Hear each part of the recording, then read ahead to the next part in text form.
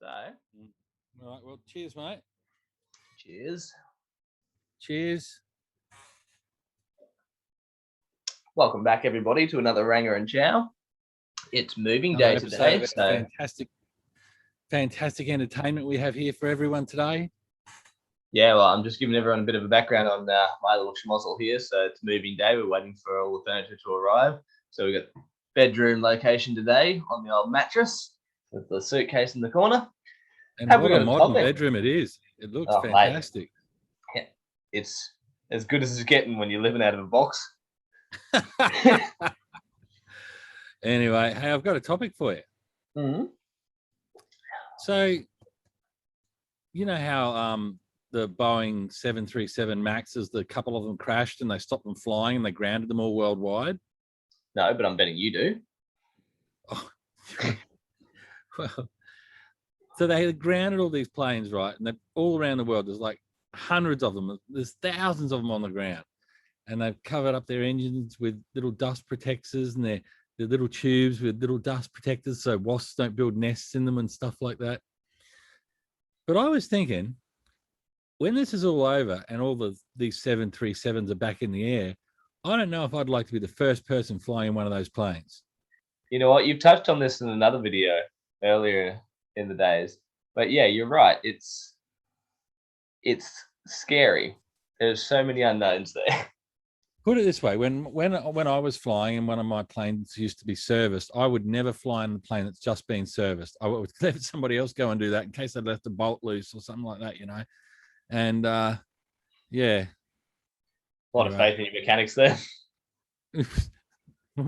Yeah, you're putting your lives in their hands, aren't you? So you just want to make double sure that nothing's going to fall off. Well, yeah, let's face it. It's the same in every single industry. My wife's first car that she ever bought herself was from a dealership. It was a little Honda, little Vectra, European shit thing, and it had a blown head gasket that they just gooped back up, sold onto her, and it was a lemon its whole time with her. She spent so much money, drove it nowhere. But these are professionals that fix the engine. As her idea of things. There should be nothing wrong. Yeah, we had a professional fix a car with a leaking head gasket as well, and they professionally. Yeah. Oops, sorry, I wasn't allowed to say that. They professionally stuffed it. I think I can get away with saying stuffed. That's not too bad. We're not naming and shaming any companies. I'm into my classic cars, and I've got an old Ford, and its carby was getting a bit sad, so I took it in and got it rebuilt. They did a really good job, except they may have drilled one of the ports out to 3 times the size it was supposed to be. So they just put a little sleeve in there to fix that. It's great until the engine heats up and that sleeve expands and you get the wrong amount of fuel, and all of a sudden that $800 time for a new carby. Yeah, well, $800 worth of recondition to keep it original. Could have spent $200 on an aftermarket dodgier one that would have. Yeah, and I thought you were poor. What do you got collectors' cars for, mate? And vintage cars and all this sort of stuff, restoring old cars. You're not poor. Mr. Chow's a liar. Mr. Chow's got heaps of money. This is kicking back to the old days before I was poor. This is one of the reasons why I'm poor. You play cars, you get poor. Yeah, I understand that. It's right up there with boat, so. Oh, yeah. Well, I can say that about our boat. Sure does cost a lot of money to keep it going. Just spent $1,300 on getting it cleaned because the canvases and stuff were starting to go a bit moldy because it sits around a lot. And just to clean the canvases and the tender and get all the the gel coat on the fiberglassing back to nice and clean again. $1,300. Bang, there it goes. 2 days, money gone. And in October, I got a dry dock it so they can blast the bottom of it and re-gel coat it. I mean, what do they call it?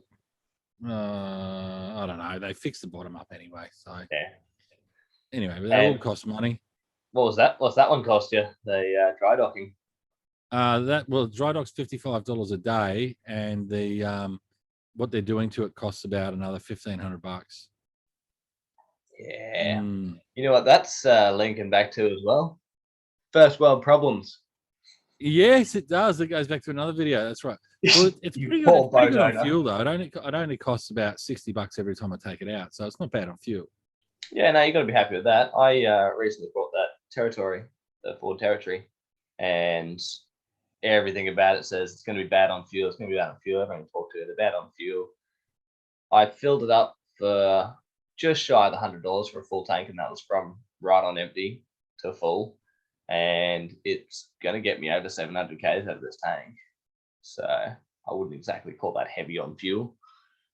Yeah, I had a Falcon, and man, it was just so expensive on fuel. I'm talking 5 years ago, 6 years ago, it used to cost me $140 to fill it.